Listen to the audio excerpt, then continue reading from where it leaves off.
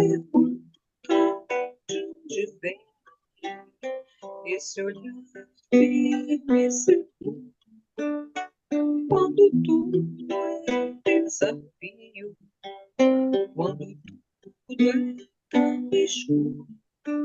As respostas que eu tenho se encontram neste mundo. A certeza que eu sinto é o meu seguro. Eu me refugio, importo, eu procuro, persevero, acredito, eu transformo este mundo pela força do bem que o meu verbo me caminha, no poder que mantém meu coração. E não há nada, nada a temer, pois a força do bem é o maior poder. É na força do bem que o meu verbo me caminha, no poder que mantém meu coração protegido.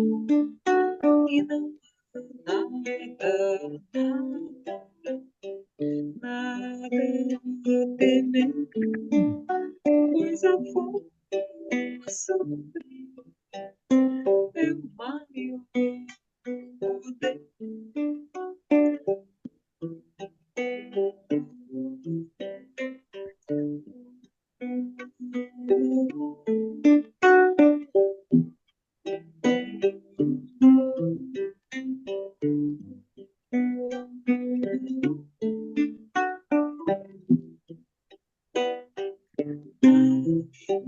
Força do bem.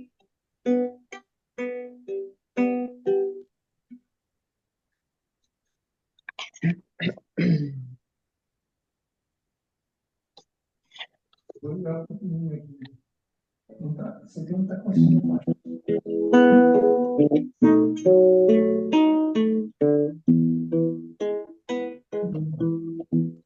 Contam que Jesus, certo dia andar junto ao lago azul de Genezaré, e as multidões ele ministrar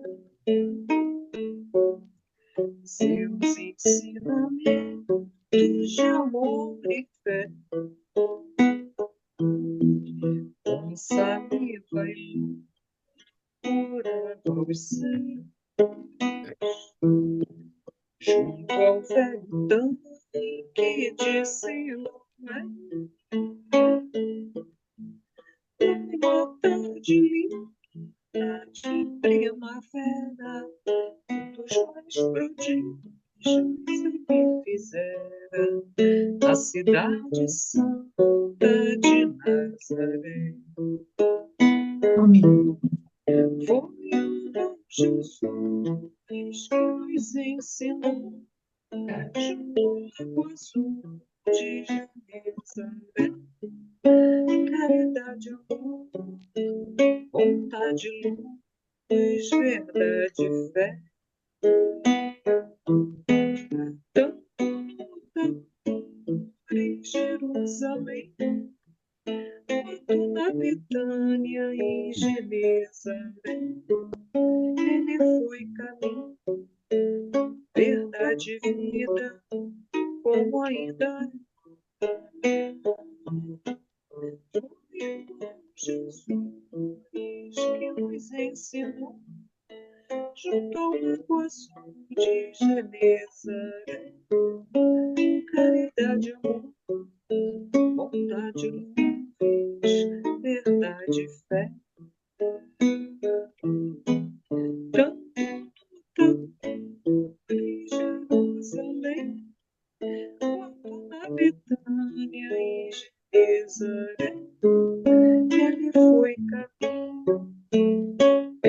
de vida como ainda é.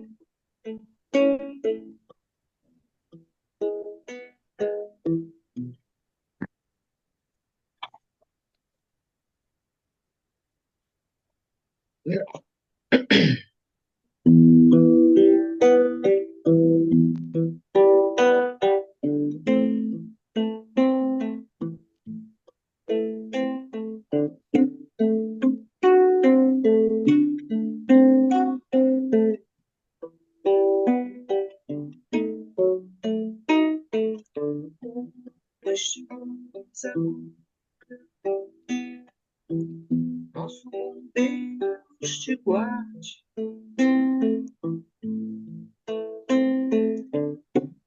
Estiveres pensando, nosso bom Deus te ouça. Onde te encontres na vida, que Deus te ilumine.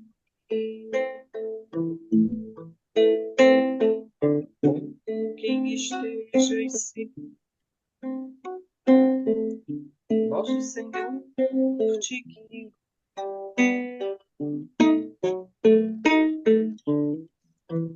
No que fizeres tu,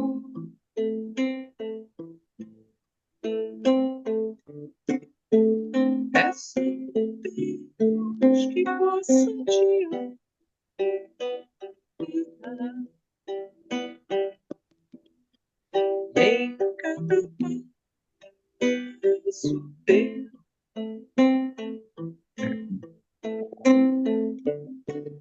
a mão de Deus irá te abençoar. O que fizeres tu,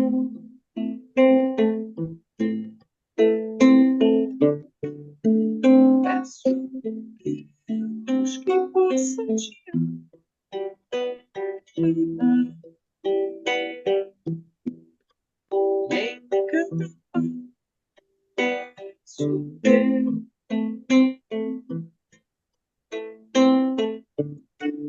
a mão de Deus irá te abençoar.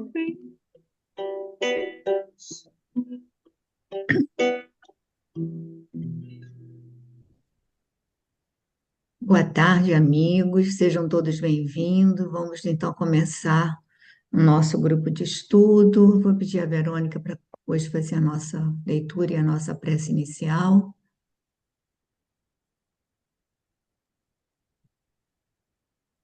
Jesus, neste momento, queremos agradecer a oportunidade de estarmos aqui juntos para estudarmos essas obras que vêm do alto. Mestre Jesus, agradecemos a oportunidade do encontro, agradecemos a oportunidade de refletir em conjunto e, consequentemente, aprendermos também uns com os outros. Ajude-nos, Senhor, a extrair a essência desses ensinamentos para a nossa vida.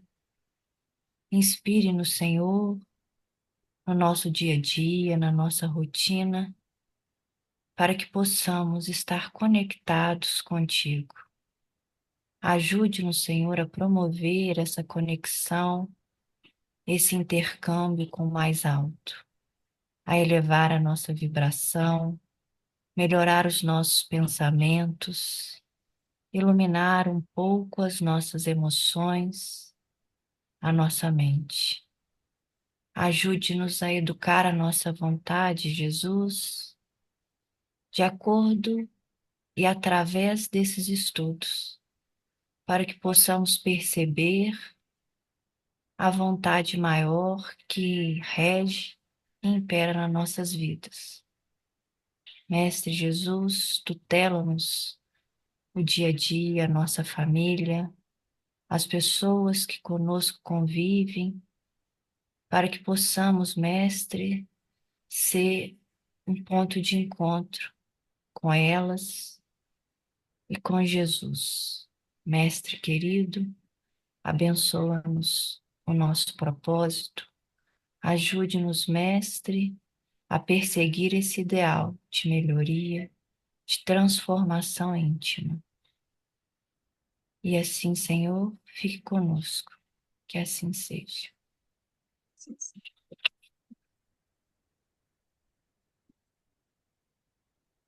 É o 28, não é? E Peregrinação, em peregrinação. Porque não temos aqui cidade permanente, mas buscamos a futura. Paulo, Carta aos Hebreus, capítulo 13, versículo 14. Risível é o instinto de apropriação indébita que assinala a maioria dos homens. Não será a Terra comparável a grande carro cósmico onde se encontra o espírito em viagem educativa?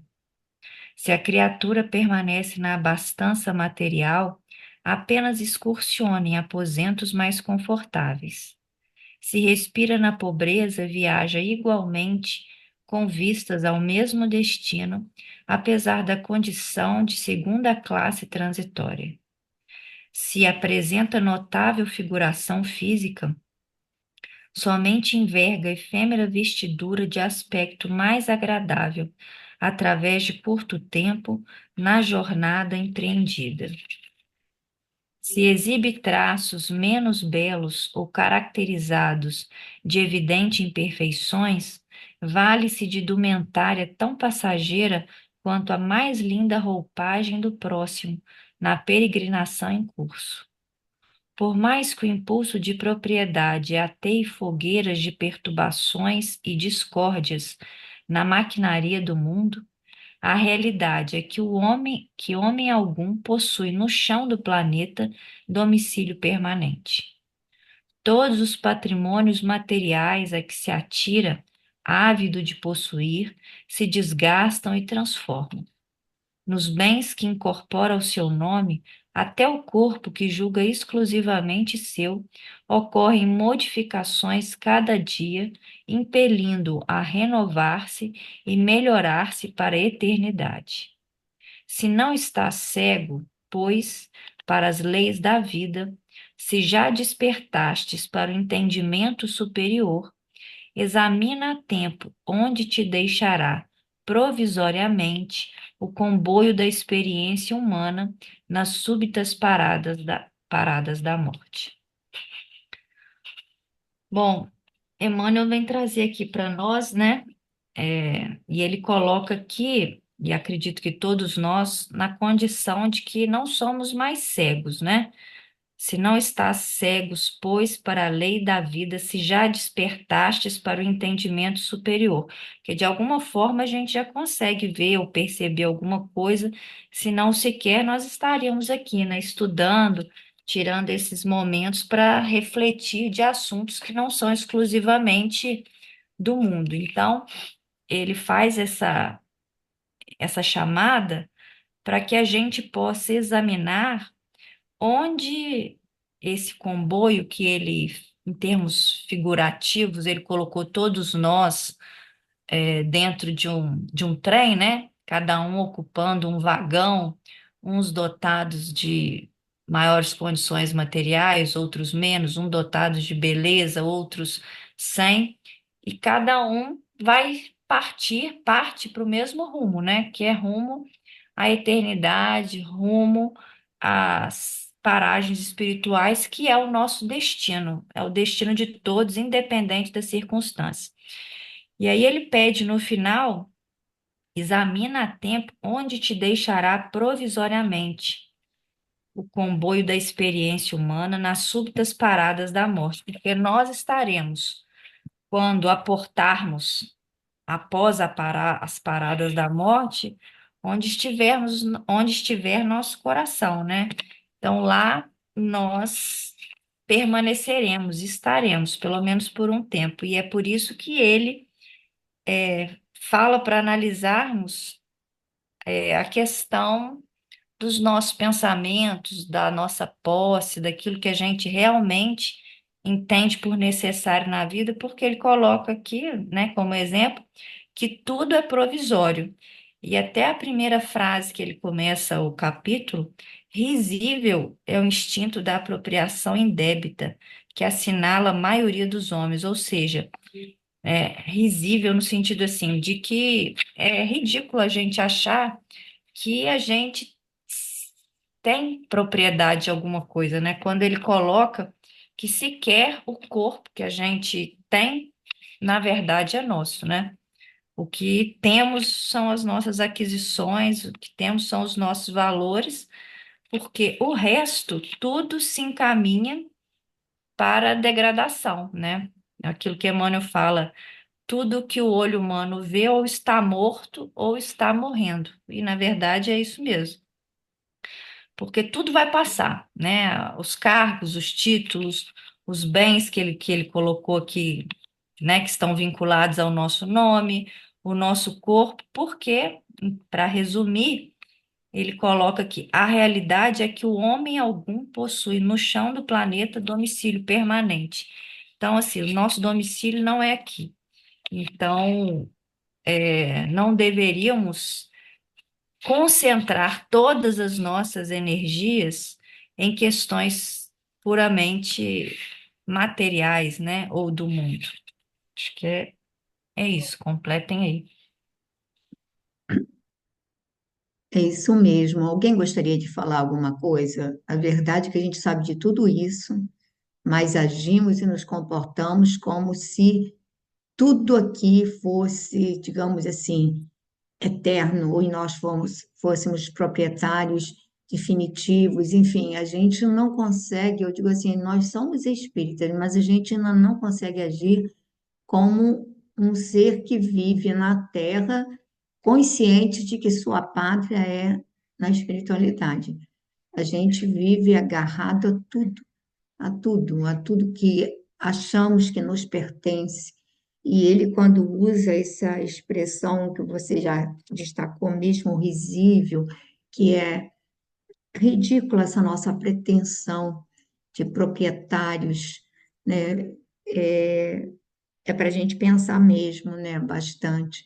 Mas eu acho que nós todos temos dificuldade. É claro que a gente tem que zelar por aquilo que é colocado sob nossa responsabilidade, mas o problema é a nossa postura com relação a esse patrimônio, até o nosso corpo, a tudo. E é por isso que a gente é tão grudado nesse conceito, digamos assim, de proprietário, até com relação ao nosso corpo, que quando o nosso corpo começa a envelhecer, começa a adoecer, é por isso que a maioria de nós encarnados se desespera, se desestrutura, porque, né, não consegue lidar com o processo do envelhecimento.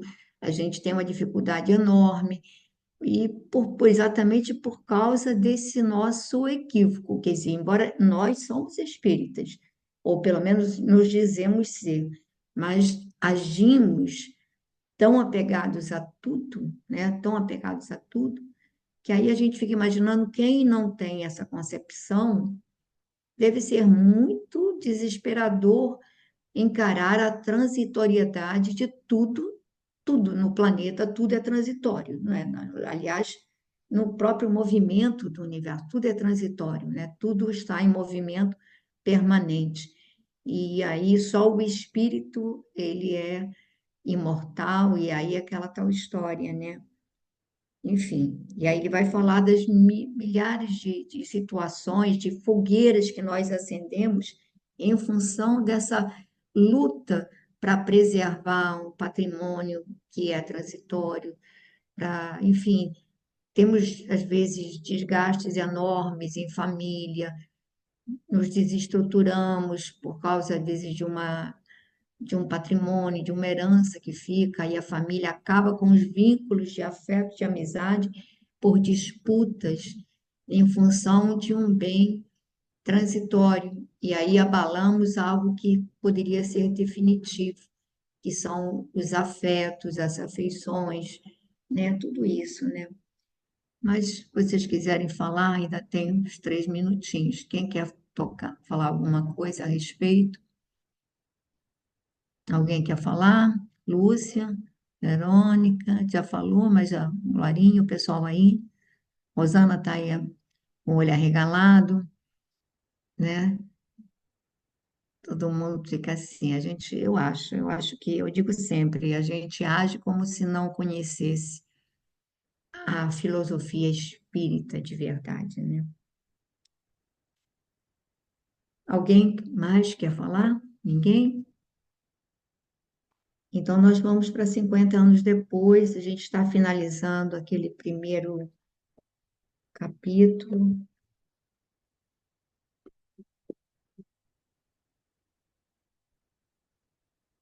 em que o Caius vai estar apresentando o Nestório para a família, né, do Elvídio, e estamos nessa cena. Quem quer começar a leitura? Quer começar, Lúcia? Posso começar, Pepita? Alba Lucínia fitou o desconhecido, tomada de surpresa e simpatia. Por sua vez, as duas jovens o contemplavam admiradas. Saindo, contudo, da sua estupefação, a nobre matrona ponderou refletidamente. Elvídio, sempre considerei a missão doméstica como das mais delicadas de nossa vida. Se esse homem deu provas dos seus conhecimentos, tê-las-ia dado também de suas virtudes, para que venhamos a utilizá-lo confiadamente na educação de nossas filhas? O marido sentiu-se embaraçado para responder à pergunta, tão sensata e oportuna, mas em seu auxílio veio a palavra firme de Caius, que esclareceu. Eu vou-la dou, minha senhora. Se Elvídio pode abandonar-lhe a sabedoria, Abonar-lhe. abonar-lhe, perdão. Se Elvídio pode abonar-lhe a sabedoria, posso eu testificar as suas nobres qualidades morais. Alba Lucínia pareceu meditar por momentos, acrescentando afinal com um sorriso satisfeito. Está bem, aceitaremos a garantia da sua palavra. Em seguida, a graciosa dama fitou Nestório com a caridade e brandura, compreendendo que, se o seu doloroso aspecto era, incontestavelmente, o de um escravo, os olhos revelavam uma serenidade superior, saturada de estranha firmeza. Depois de um minuto de observação acurada e silenciosa, voltou-se para o marido, dizendo-lhe algumas palavras em voz quase imperceptível, como se pleiteasse a sua aprovação antes de dar cumprimento a algum de seus desejos. Elvídio, por sua vez, sorriu ligeiramente, dando um sinal de aquiescência com a cabeça.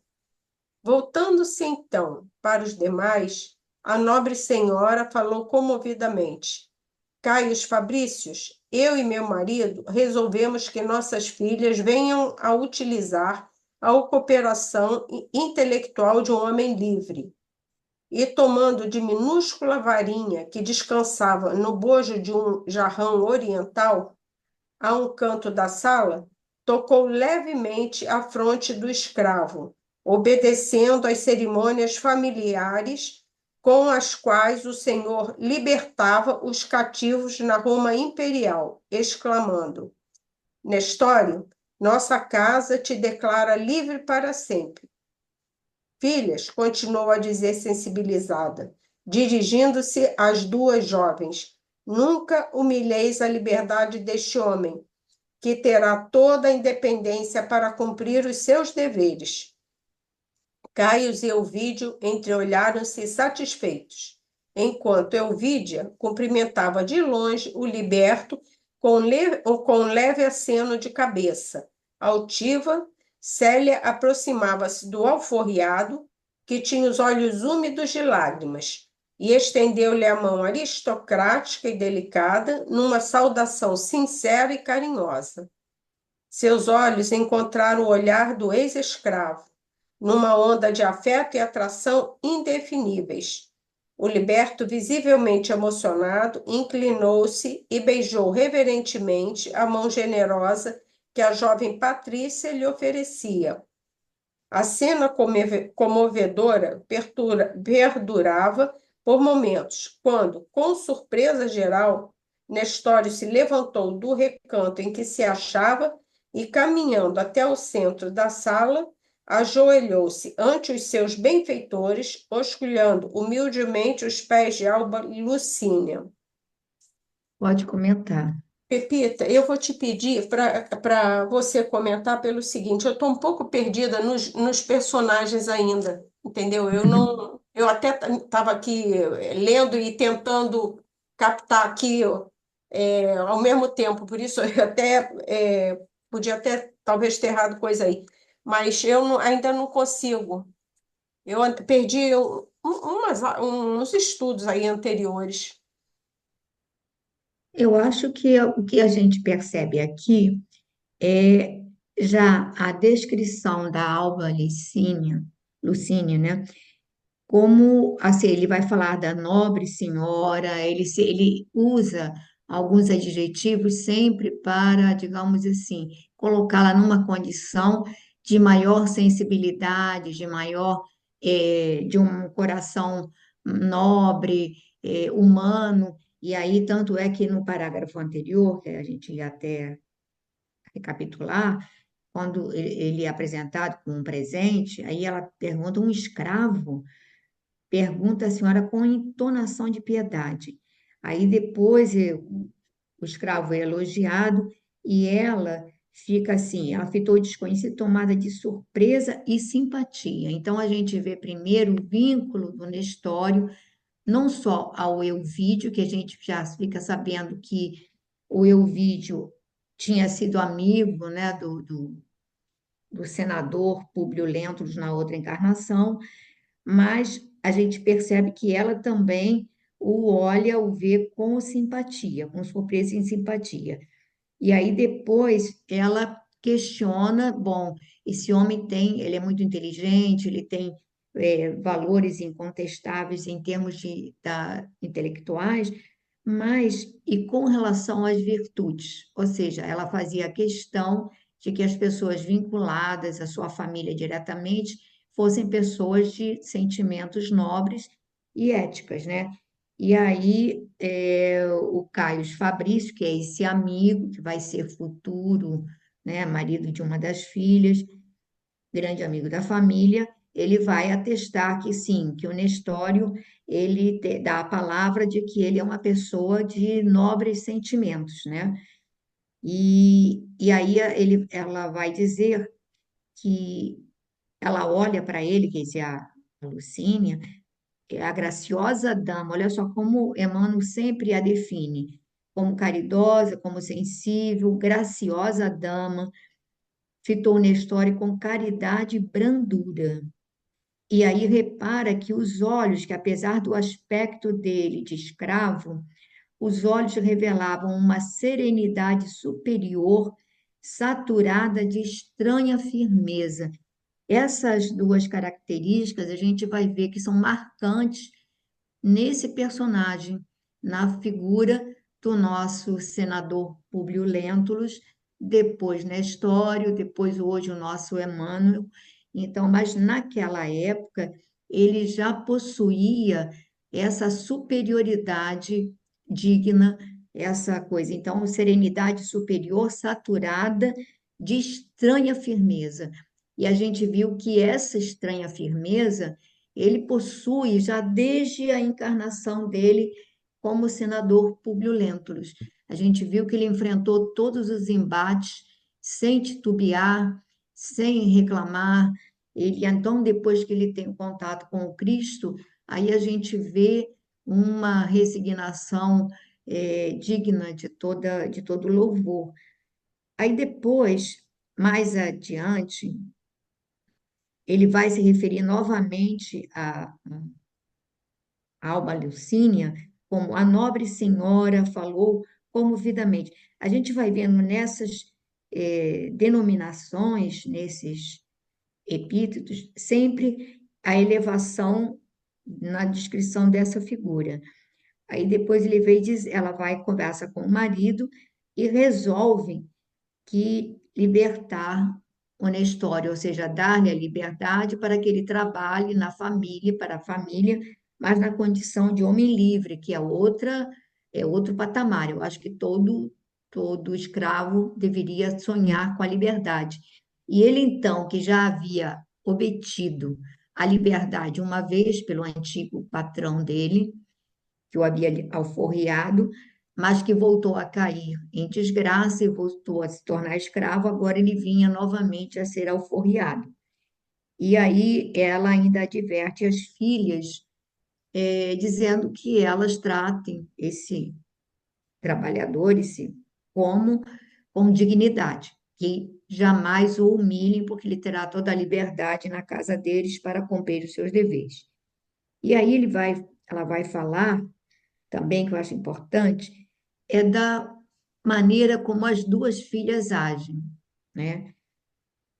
A Elvídia, que é a filha mais velha, ela vai olhar para ele, faz uma reverência altiva, faz uma reverência, ou seja, se mantém na sua condição de patrícia, né? A sua condição de patrícia diante de um escravo que deixou de ser escravo, mas que continua sendo um serviçal. Então, ela faz uma reverência de cabeça, mas se mantém na sua posição. E aí a gente vê a Célia, que é aquele espírito que a gente sabe, extremamente elevado, extremamente nobre, puro, que ela não fica nisso. Ela vai até ele, ou seja, se coloca numa condição de igualdade, vai até ele, estende-lhe a mão, ou seja, somos irmãos, e aí, quando seus olhos se encontram, ele diz, numa onda de afeto e atração indefiníveis. É quando as almas se encontram, mesmo que a gente não consiga entender, eles se encontram, seus olhos, que são as janelas da alma, se encontram numa onda de atração indefiníveis. E aí a gente vê a, o Nestório, para complementar essa cena, se levantando e se ajoelhando diante dos seus benfeitores, beijando os pés da Alva Lucínia. Então, a gente é uma cena até comovente e a gente vê essa condição e a gente vê como é lento o caminhar do ser humano, porque a Alva Lucínia ali ela já está numa condição de uma pessoa, digamos assim, de um sentimento, de uma nobreza de caráter, de uma sensibilidade mais elevada. E a gente vê esse espírito reencarnado no século XX, entre nós, ainda como uma nobre dona de casa, mas a gente vê por aquele Sementeira de Luz do Nélio Lúcio, dá aquelas mensagens todas, e aí a gente vê que ainda, se nós privássemos do seu convívio, nós diríamos que era uma boa pessoa, mas não conseguiríamos ver ninguém santificado ainda. A gente vê por aquelas inúmeras mensagens, ele sempre se refere a essa nora pedindo paciência para com o filho, pedindo sempre tolerância, mas a gente vê ali que há, digamos assim, ela vive experiências próprias de um ser da nossa sociedade que enfrenta uma série de embates, tudo mais. Não vemos ainda assim, né? São 2000 anos, né?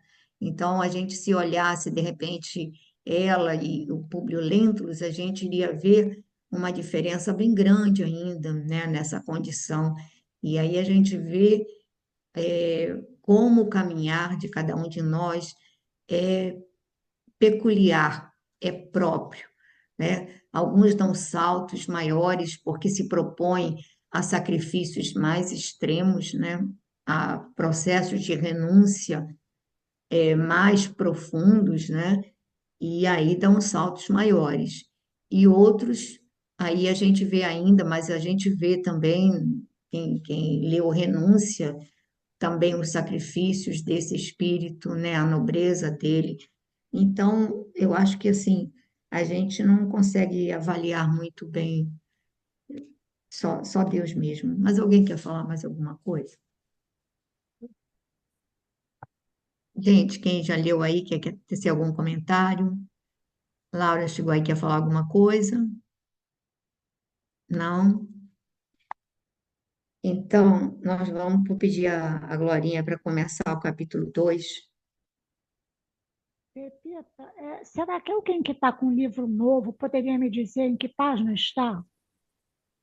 Olha, Eu o estou meio meu perdida aqui. agora vai começar exatamente o capítulo 2, um anjo e Tá, um filósofo. tá O bom. meu é página 27, É mas 27, é os mais 27. modernos eu não sei. Também. É Tá, tudo bem. 27. Eu comprei dela também, é 27. Então vamos lá, capítulo 2, um anjo e um filósofo. O palácio residencial do prefeito Lólio Úrbico estava situado em uma das mais belas eminências da colina em que se erguia o Capitólio. A fortuna do seu dono era das mais opulentas da cidade, e a sua situação política era das mais invejáveis pelo prestígio e respectivos privilégios. Embora descendente de antigas famílias do patriciado, não recebera vultosa herança dos avoengos mais ilustres, e, todavia, bem cedo o imperador tomara-o a seu cuidado. Dele fizera, a princípio, um tribuno militar cheio de esperanças e perspectivas promissoras, para promovê-lo em seguida aos postos mais eminentes. Transformara-o depois no homem de sua inteira confiança. Fez-lhe doações valiosas em propriedades e títulos de nobreza, espantando-se, porém, a aristocracia da cidade, quando Adriano lhe recomendou o casamento com Cláudia Sabina, plebeia de talento invulgar e de rara beleza física, que conseguira, com o seu favoritismo, as mais elevadas graças da corte. Lólio Úrbico não vacilou em obedecer à vontade do seu protetor e maior amigo. Casara-se displicentemente, como se no matrimônio devesse encontrar uma salvaguarda total de todos os seus interesses particulares, prosseguindo, todavia, em sua vida de aventuras alegres, nas diversas campanhas de sua autoridade militar, fosse na capital do império ou nas cidades de suas províncias numerosas. Por outro lado, a esposa, agora prestigiada pelo seu nome, conseguia no seio da nobreza romana um dos lugares de maior evidência. Pouco inclinada às preocupações de matrona, não tolerava o ambiente doméstico, entregando-se aos desvarios da vida mundana, ora seguindo o plano delineado pelos amigos, ora organizando festivais célebres, afamados pela visão artística e pela discreta licenciosidade que os caracterizava. A sociedade romana, em marcha franca para a decadência dos antigos costumes familiares, adorava-lhe as maneiras livres, enquanto o espírito mundano do imperador e a volúpia dos áulicos se regozijavam com os seus empreendimentos no turbilhão das iniciativas alegres nos ambientes sociais mais elevados. Cláudia Sabina conseguira um dos postos mais avançados nas rodas elegantes e frívolas. Sabendo transformar a inteligência em arma perigosa, valia-se da sua posição para aumentar cada vez mais o próprio prestígio, elevando às culminâncias do meio em que vivia criaturas de nobreza improvisada para satisfazer facilmente os seus caprichos. assim que, em torno de seus preciosos dotes de beleza física, borboleteavam todas as atenções e todos os desvelos. Quer que pare, Pepe? Faz um comentário, que aí depois ele vai É, entrar já na outra. exato. Então, bom, aqui o capítulo começa com ele fazendo uma descrição, né, desse prefeito, né, do Lólio Lólio Úrbico, úrbico. é, e da, e da esposa, né, a Cláudia Sabina, que já tinha tido lá um caso com Elvídio, né? Mas ele vai descrever toda vamos dizer assim, as características, não é, que a gente já conhece, né, já de outros livros, da descrição que ele faz da sociedade romana, e ele vai primeiro dizendo que, embora o Lólio ele não ele fosse descendente, né, de famílias antigas do patriciado, ele não tinha recebido uma herança grande dos avós, coisa e tal, mas ele caiu nas graças do imperador, né? E então, com isso, ele primeiro deu a ele um cargo militar, né? Aqui ele fala, dele fizeram a princípio um tribuno militar cheio de esperanças e perspectivas promissoras, para promovê-lo em seguida aos seus postos mais eminentes. Bom, ele vai fazer com que ele se torne um homem de confiança, né? Eu acho que essa sociedade sempre tinha que ter alguém, enfim, o imperador principalmente, alguém que ele pudesse confiar, né? Pudesse, porque eram tantas intrigas e tantas tramas, né, que a gente já viu. Bom, mas aí é óbvio que ele cai nas graças do imperador, mas ele tem que fazer todas as vontades, não é? Para poder ser ter acesso às promoções, a todas as graças que o império podia oferecer a ele, né? Então ele ganha propriedades, títulos de nobreza. Isso aconteceu também no Brasil, né? É, muitas pessoas se tornavam nobres assim do dia para a noite, né? Porque simplesmente porque era um interesse, né? Então tudo um jogo de interesses que a gente vê, né? E ele recomenda o casamento com a Cláudia Sabina, né? E aí ele já vai é, traçar esse perfil, né, da Cláudia, né? Fala, plebeia de talento invulgar, quer dizer, uma mulher de uma inteligência, né, grande, né, e bonita, né?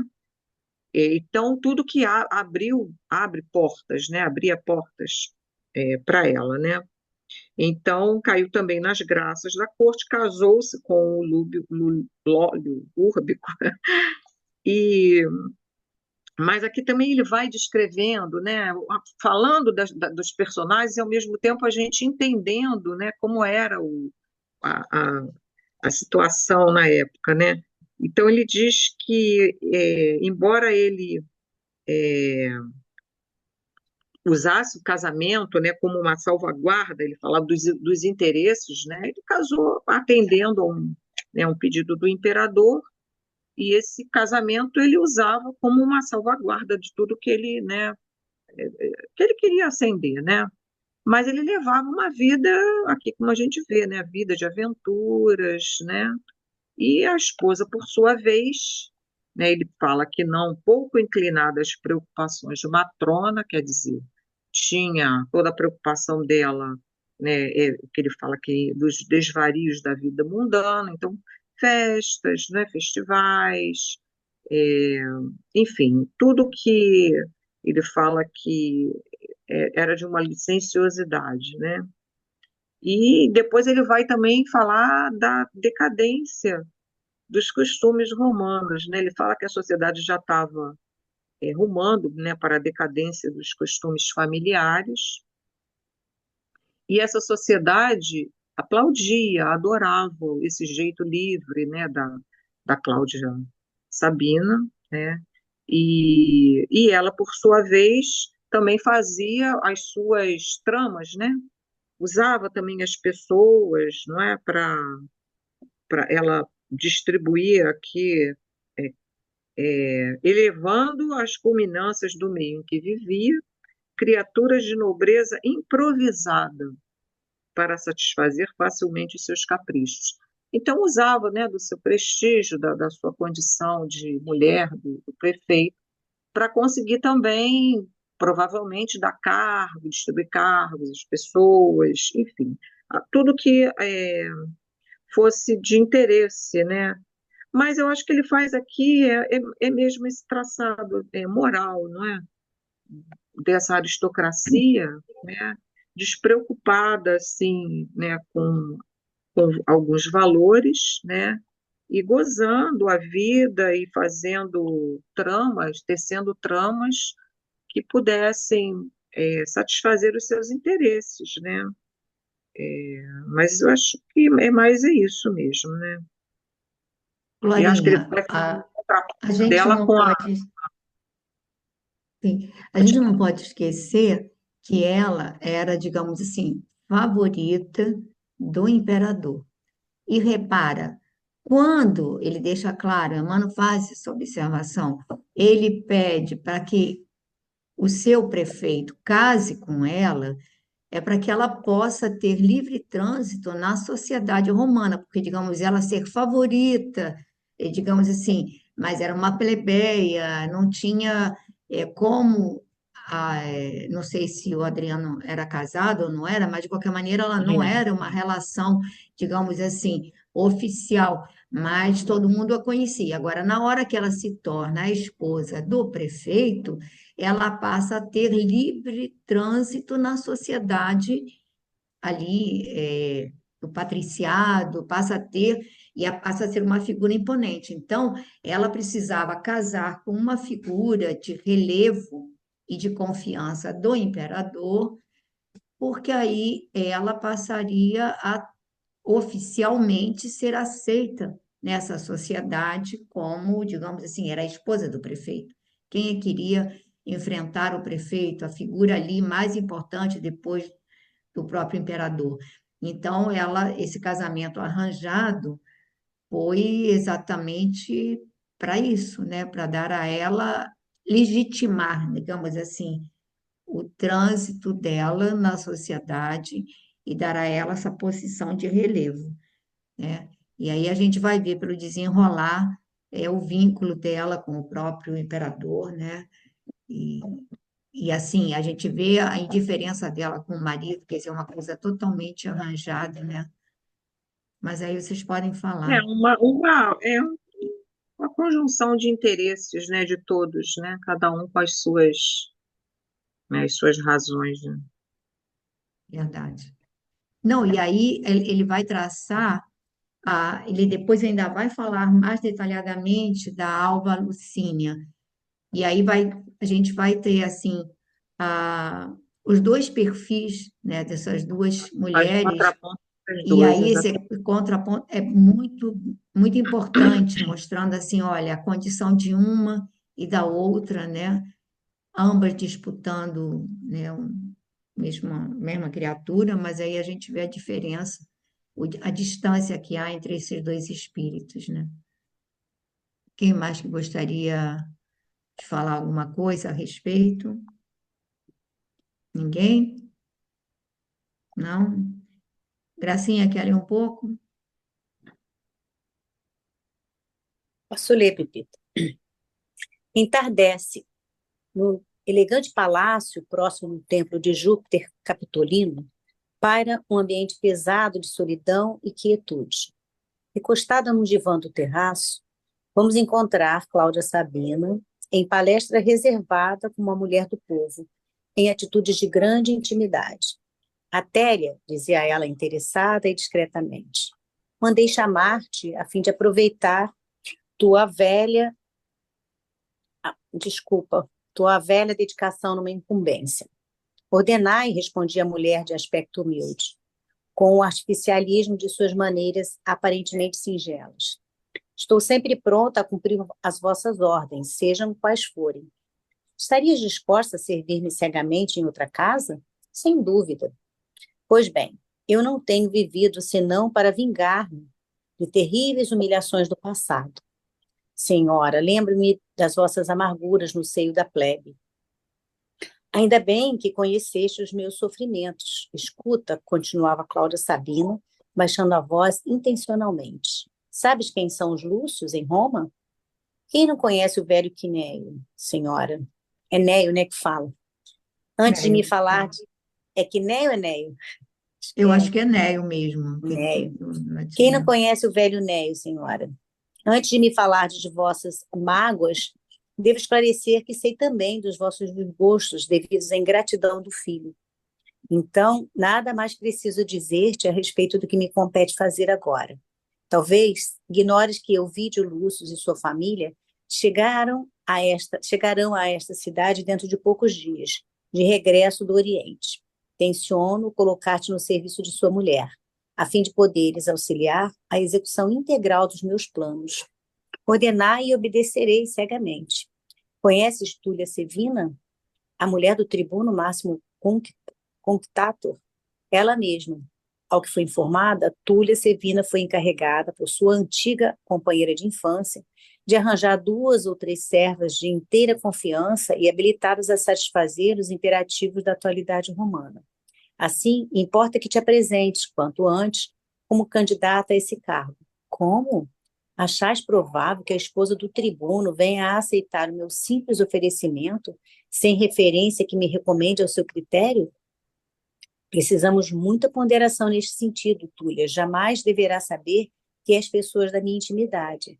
Poderias apresentar referências especiais de Grisótemis ou de Musônia, minhas amigas mais íntimas. Todavia, essa medida não ficaria bem. Igualmente, suscitaria talvez qualquer suspeita quando eu tivesse mais necessidade de tua intervenção ou dos teus serviços. O que fazemos então? Antes de tudo, é necessário que te capacites da utilidade dos teus próprios recursos em benefício dos nossos projetos. A aquisição de uma serva humilde é coisa preciosa e rara. Apresenta-te a Túlia com a mais absoluta singeleza. Fala-lhe das tuas necessidades, explica-lhe os teus bons desejos. Tenho quase certeza de que bastará isso para vencermos nossos primeiros passos. Em seguida, conforme espero, serás admitida ao ambiente doméstico de Alba Lucínio, a usurpadora da minha ventura.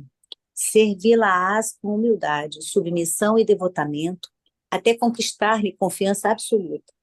Não precisarás procurar-me a miúde, para não despertar suspeitas em torno de nossas combinações. Virás a esta casa um dia em cada mês, a fim de estabelecermos os acordos necessários. A princípio estudarás o ambiente e me cientificarás de todas as novidades e descobertas da vida íntima do casal. Mais tarde, então, veremos a natureza dos serviços a executar. Posso contar com a tua dedicação e com teu silêncio? Estou inteiramente às ordens. Cumprirei as vossas determinações com absoluta fidelidade. Confio nos teus esforços. Quer que pare aqui, Pepita? Ou Eu quer acho que que leia mais? pode só essas 2 linhas agora do próximo parágrafo. Tá. E assim dizendo, Cláudia Sabina entregou à comparsa algumas centenas de sestésios em penhor de mútuos compromissos. Pode A parar. Artéria, aí a Artéria guardou o preço da primeira combinação avidamente, lançando um olhar cúpido à bolsa e exclamando atenciosa. Bom, é melhor parar, né? É. Pode. Então, na verdade, é uma descrição aqui de uma vingança, né? Ou seja, ela se aproveitou de tudo que ela conseguiu aí, que o imperador deu para ela, o casamento, o crescimento social. Na verdade, ela tinha como um objetivo se vingar de não ter conquistado o Elvídio antes, de forma a ser a esposa dele, né? Então, repetindo coisas que aquela outra moça fazia, que lá no livro anterior, a que casou com o marido da filha do Públio, esqueci o nome dela. Acho que era a Cláudia também, não era? Nem lembro, acho que era alguma coisa assim. Cláudia era mulher do Pôncio Pilatos. Ah, é. Que também não era nenhuma flor que se cheire, né? Não, a mulher do Pôncio Pilatos era uma mulher digna. Era, eu estou confundindo as A irmã mulheres? é que, a irmã A é que irmã é também que era. era a irmã. É verdade. Então, eu estou confundindo as Cláudias, então, mas ela parece com aquela outra que também fez de tudo para conquistar o marido da outra, enfim, fazia horrores. Aurélia. A Aurélia, isso aí. Então, era uma mulher que tinha um objetivo, né? Não podia ser colocada de lado porque tinha que ter conquistado aquele homem e agora ia fazer, sabe lá o que vai fazer mais na frente, não me lembro bem do livro todo, mas vai fazer horrores, provavelmente, para obter o que quer. E é uma descrição aqui, ela compra uma criada para poder se infiltrar na casa do Ovídio para poder criar uma situação. Coisas de pessoas que ainda não encontraram o caminho, né? Quantas vezes a gente deve ter feito besteira na vida, cada um de nós. E essa é uma aí que está perdida, sem se entender, né? Sem nenhuma humildade, sem respeito a si mesma, né? E muito menos respeito ao outro. Se você não se respeita, né? Por aí. Mas olha só, é a condição, elas conseguem, o mundo para elas gira em torno dela. E é digamos assim, do atendimento dos seus caprichos e das suas paixões. E enquanto estamos nessa condição, a gente não conhece a palavra renúncia, a gente não conhece a palavra sacrifício, a gente não conhece essa coisa de respeitar o direito do outro, de saber esperar.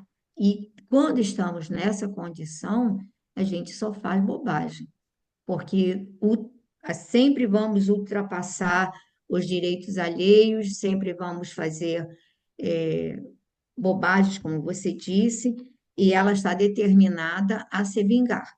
Ela não esqueceu o fato de ter sido rejeitada lá atrás. A gente não pode esquecer que aparece aqui logo no início do livro, se fala desse filho que em teoria seria fruto desse romance, que o Neio Lúcio adota, né? Adota essa criança, cuida da sua educação, etc. e tal, mas a tal história. Ele foi uma aventura de juventude, como ele diz, mas a mulher que ele queria para casar era a Alba Lucínia. E aí a gente vê que a Alba Lucínia também é uma mulher bonita, pelo menos no primeiro capítulo, ela é apresentada, que parece irmã das filhas, de tão jovem, conservada. Então, nós temos aí duas mulheres de beleza em comum, e a gente vai ver a disputa pelo atendimento dessas paixões. Eu digo que essas características, elas continuam permeando a nossa sociedade e continuamos vivendo esses dilemas, né? A gente vai vendo, e acho que isso só vai melhorar quando a gente se dá conta, digamos assim, de outros valores, né? Que temos outros valores a conquistar, e aí começamos a abrir mão dessas loucuras que a gente comete.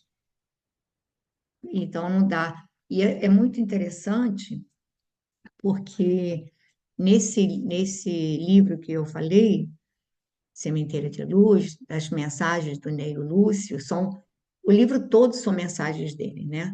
Para essa família. E em vários momentos ele fala das filhas, ele tem vários, nessa encarnação agora do século XX, ele teve vários filhos, vários, e tem algumas filhas. E aí a gente percebe que as cunhadas, né, elas têm uma certa hostilidade com a Maria, que é a esposa do Elvídio, que é o Rômulo Joviano. Ela, até agora, até essa encarnação recente, já deve ter partido, havia esse problema da hostilidade. E em várias mensagens ele fala que ela tem a paciência, que ela perdoa, que não sei o quê, parará, parará. Então você vê que é uma coisa que se arrasta, né?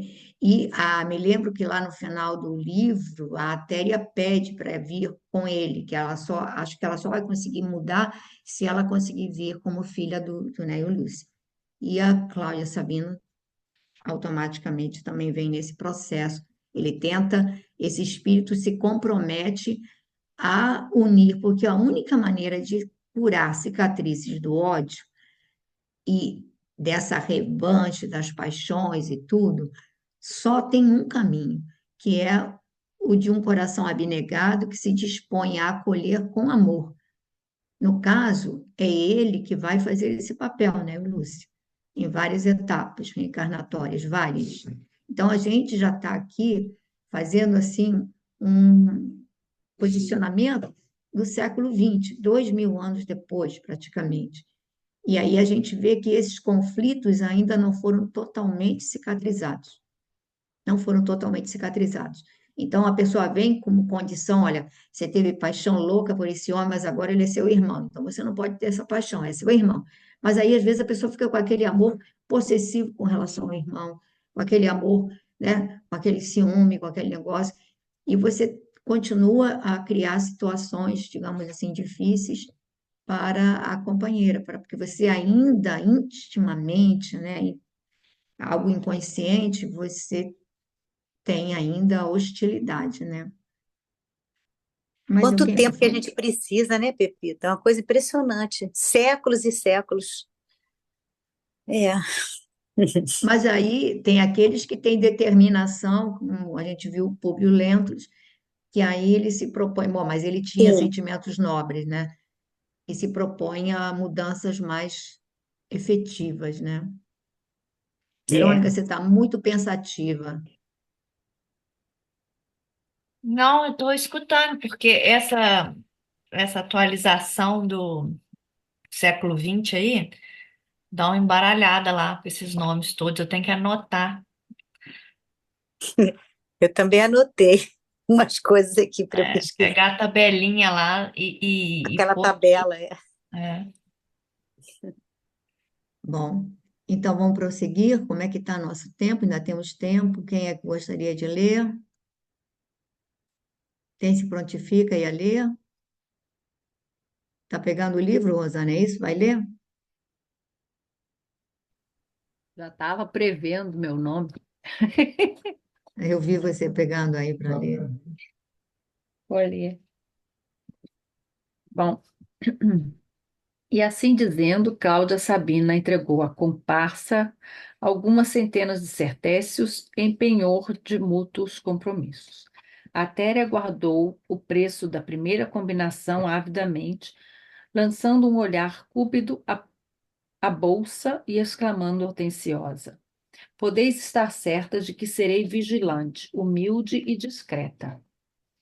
Caiam as sombras da noite sobre os montes albanos, mas a emissária de Cláudia procurou. Caíam, né? Caíam as sombras da noite sobre os montes albanos, mas a emissária de Cláudia procurou Túlia Sevina daí a algumas horas para os fins conhecidos. Tem que marcar esses nomes aqui. A esposa do tribuno Máximos Cunctator, Patrícia de coração bondoso e afável, recebeu aquela mulher do povo com generosidade e doçura. As solicitações insistentes de Atéria confundiam-na. Havia comentado o pedido de sua amiga Alba Lucínia num círculo reduzidíssimo de amizades mais íntimas.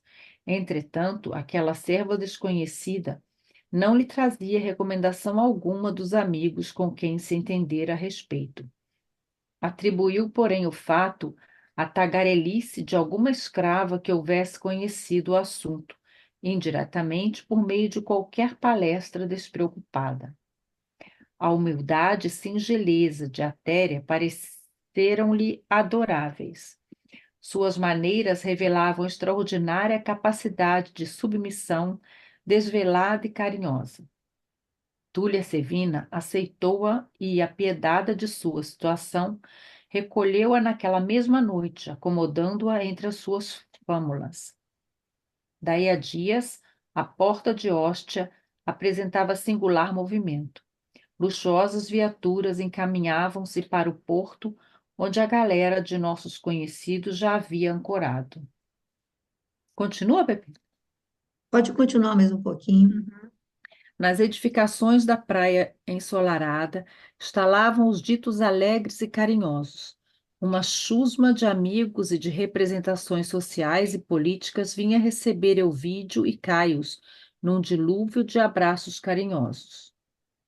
Lólio Úrbico e a esposa chegavam igualmente ao lado de Fábio Cornélio e sua mulher, Júlia Spinker. Spinta, velha Patrícia conhecida por suas tradições de orgulhosa sinceridade. Túlia Sevina e Máximos Cuntator lá se encontravam também, ansiosos pelo amplexo fraternal dos amigos que por largo período se haviam ausentado. Numerosos parentes e afeiçoados disputavam entre si o instante de estreitar nos braços amigos os queridos recém-chegados, mas dentre toda a multidão destacava-se o vulto venerando de Cnéio Lúcius, aureolado pelos cabelos brancos que as penosas experiências da vida haviam santificado. Uma atmosfera de amor e veneração fazia-se em torno de sua personalidade vibrante de cultura e generosidade que 75 anos de lutas não conseguiram empanar. A sociedade romana havia seguido o curso de todos os seus passos, conhecendo de longe as suas tradições de nobreza e lealdade e respeitando nela um dos mais sagrados expoentes da educação antiga, cheia de beleza de Roma, em seus princípios mais austeros e mais simples. Pode parar, Rosana. Ó, eu também estou um pouco confusa aqui com esse monte de nome, né? Bom, no início mostra aqui que essa Atéria foi lá se apresentar, né, a Túlia Sevina, que estava procurando uma. Agora, quem é essa Túlia Sevina agora? É amiga de Da infância Alba da Lucínia. mulher. Da Alba Lucínia. Isso, E ela é que estava procurando pessoas para trabalhar para ela, ou... isso. A amiga deu a incumbência de ela arrumar três Uhum, eh, servas de confiança. uhum. Bom, e aí já mostra que essa Túlia Sevina gostou logo da Atéria, só que também mostra que ela ficou um pouco surpresa, né? Porque não sabia como que ela apareceu ali, já que ela não foi recomendada por nenhuma né, das conhecidas que ela pediu, né? Que procurasse alguém, não é isso? E aí Isso, ela deu a desculpa de que foi alguma escrava que falou demais e chegou aos ouvidos dela e ela foi, né, foi se apresentar lá. E aí, alguns dias depois, chegam Elvídio e Caios, né, que chegam, não, chega toda a família, né? O a Elvídio família vem com a toda. família e o Caio foi se encontrar com ele, lembram lá? Foi lá no Oriente, foi se encontrar para eles virem juntos, né? É É onde ele muito. apresentou Nestório. Eu acho que eu vou ter que fazer uma árvore aqui para ver quem é quem, Não, porque eu tô fica perdida. tranquila, fica tranquila. O Caius é esse amigo do Elvídio, né? Que é um pouco mais jovem do que o Elvídio, é mais jovem, mas não tem a idade das filhas, é mais maduro, que vai se tornar depois genro dele. Então, ele vai encontrar com eles e aí para voltarem juntos para Roma, né? Lembra que ele vai lá na. Como era o nome da cidade, meu Deus? Aí deu branco. Hóstia, Oi? Não, hóstia. Hóstia não, lá no Oriente, que era a Turquia, o nome da. Como era, Mas Verônica? Esqueci agora o Éfeso, é nome. alguma Não, coisa. não, no não, não, início do não, não, livro, não.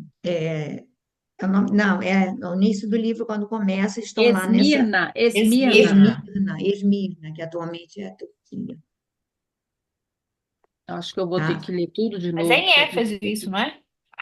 É ali perto, é ali perto. Acho que é. Bom, mas isso aí são circunstâncias assim que você não vai, por exemplo, essa amiga vai aparecer em algum momento, mas não é uma coisa assim que vai, não são personagens centrais, então você não precisa ficar muito preocupada com isso, tá? O que a gente, 13 minutos, eu acho que o que a gente tem que prestar atenção aqui agora nessa trama toda é a apresentação do perfil do Nélio Lúcio, né? Essa apresentação, você quer falar um pouquinho? Essa apresentação dele vale ser colocar em relevo É, aqui. que, apesar dos 75 anos, né? Bom, aqui está dizendo que cabelos brancos, que as penosas experiências da vida haviam santificado uma atmosfera de amor e veneração fazia-se em torno de sua personalidade vibrante, de cultura e generosidade, que 75 anos de lutas não conseguiram empanar. Então, você repara que ele o apresenta como atmosfera santificado, atmosfera de amor e veneração, isso há 2000 anos, né? Vibrante cultura, generosidade, e aí ele vai dizer que a sociedade romana havia conseguido o curso de todos, havia seguido o curso de todos os seus passos, ou seja, a vida dele era conhecida de todos, conhecendo de longe as suas tradições de nobreza e lealdade, Lealdade. né, respeitando nela um dos mais sagrados expoentes da educação antiga, cheia da beleza de Roma em seus princípios mais austeros e mais simples. A gente vê que Emmanuel, ele tem um amor àquela Roma antiga, que tinha tradições de família, em que as tradições de família eram veneráveis. A gente vê nele essa nostalgia de lembrar sempre dessa Roma que foi se perdendo em licenciosidades, em loucuras, né? Ele vai falar do Nélio Lúcio aqui como um personagem, talvez, de maior nobreza ao longo desse, quer dizer, depois de Célia, né? Ao longo dessa narrativa. E depois a gente vai voltar, porque ele vai continuar ainda falando um pouco dele. Mas a gente está sem tempo agora. Agora, que Fala. situação também, né? Lólio Úrbico com a esposa que teria tido um filho com Euvídio, vai recebê-los no porto. Meu Deus. Não, mas aí você vai ver outra coisa pior ainda. É que enquanto, né, a Cláudia está focada no Ovídio, o marido dela vai focar na mulher do Calma. Ovídio. É. Então a coisa vai ser, a trama é É, bem complexa, essas né? intrigas imperiais são incríveis. É. Dá um filme, né? Não, Dá uma tá novela, aqui, né? tá É uma aqui. novela. É, A série, sei lá. Que horror. uma série, daria uma série, isso aí. Série da Netflix. Mas é Isso. isso. Olha, é que esse pessoal ainda não leu a série de Emmanuel, para fazer filme. Olha só, que seriam séries maravilhosas. Seria Seria algo. Imagina, maravilhoso. eu queria levar Paulo Estevam para o cara que fez o The Chosen, para. Olha, tá aqui, ó, aqui a obra. Agora vocês Ó, façam a continuação, né? Rita, eu não duvido que você consiga. Mas que Não ia ser tenho. Se interessante, com você certeza. experimentar, Ah, quem mas eu sabe? tenho certeza que no futuro teremos. Teremos. Ele disse que vai fazer, né? Vários agora, vários. É. Vamos ver, né? Tomara que. E é um ensinamento, né? Incrível para ser passado. Seria muito Nossa, bom. imagina a hora que eles colocassem. Paulo Estevam seria uma série fantástica, várias É, temporadas para poder ter tudo. E É olha, eu tenho, verdade. assim como o The Chosen teve sabe, explosão assim de popularidade, Paulo não ia ficar atrás. algo assim fantástico. Mas vamos lá, vamos sonhar um pouquinho e ver, como a Já Verônica ter o disse, Jazz virar. Closing já é interessante, né? Porque traz muita 9 coisa boa ali. minutos. É. Repita, que atualização do século XX é essa que a Verônica falou? Você tem que ler aquele livro, Sementeira de Luz, que foi editado depois da morte do Chico, tem as mensagens do Ney Lúcio para essa família, para esse filho, para ela, que é Alba Lucine, agora como Maria, né? Aham, E tá. aí lá vem, aí ele coloca, a Verônica já postou no grupo, mas ela pode repostar, está aí no grupo, na primeira página ele faz uma tabelinha dizendo quem é quem há 2000 anos, 50 anos depois, renúncia e na atualidade. Tá. Uhum. 8 minutos.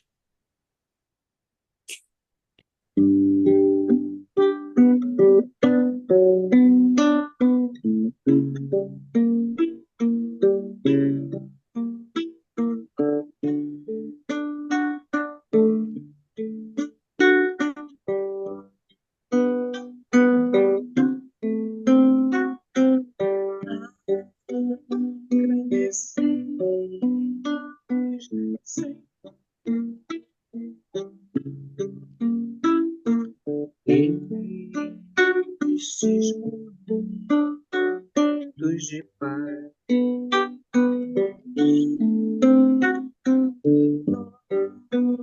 nós te sentimos aqui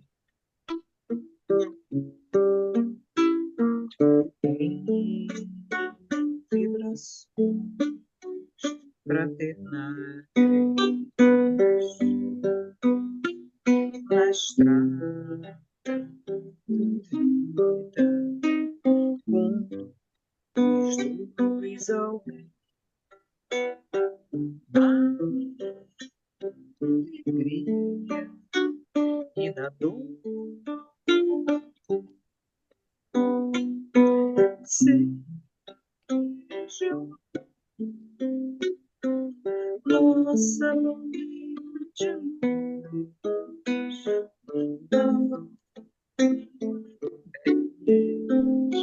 de Jesus.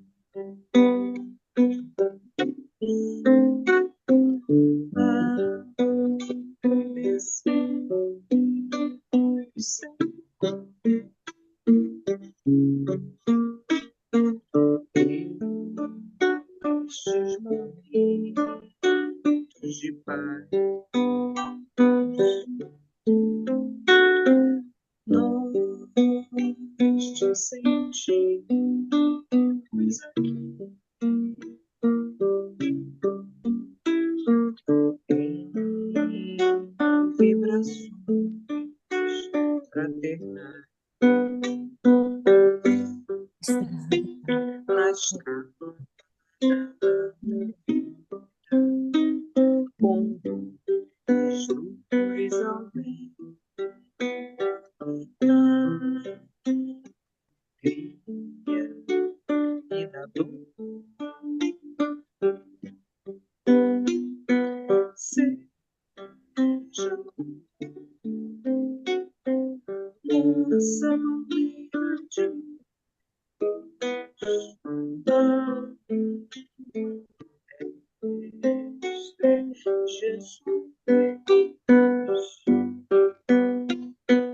Seja nossa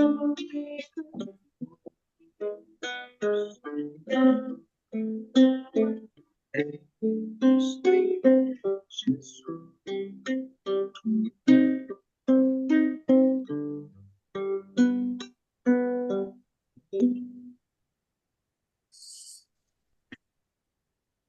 Nesse momento, Senhor, nós te agradecemos mais uma vez a oportunidade que nos concedes de estarmos aqui reunidos em teu nome, Senhor, para estudar essas obras que nos trazem tantas reflexões, Ampara-nos, Senhor, para que possamos assimilar esses conteúdos e trazê-los para a nossa vivência, para o nosso, possamos absorvê-los, para aprender contigo a sermos, Senhor, mais mansos, mais pacíficos, a termos a vontade e a determinação para domar os nossos impulsos inferiores, para, de alguma maneira, Senhor, melhorar as nossas atitudes, os nossos pensamentos, e possamos ser mais determinados no propósito de aprendermos e melhorarmos contigo, Senhor. Então, abençoa os nossos lares, abençoa todos os companheiros que em espírito vieram para estar conosco, compartilhar dessas reflexões. Pedimos, Senhor, que multipliques as luzes daqueles que se propõem a tutelar-nos, a sacrificar-se, para, de alguma maneira, orientar-nos e conduzir-nos. Muito obrigada, Senhor. Fica conosco agora e sempre. Que assim seja. Graças a Deus. Desligou, Babi?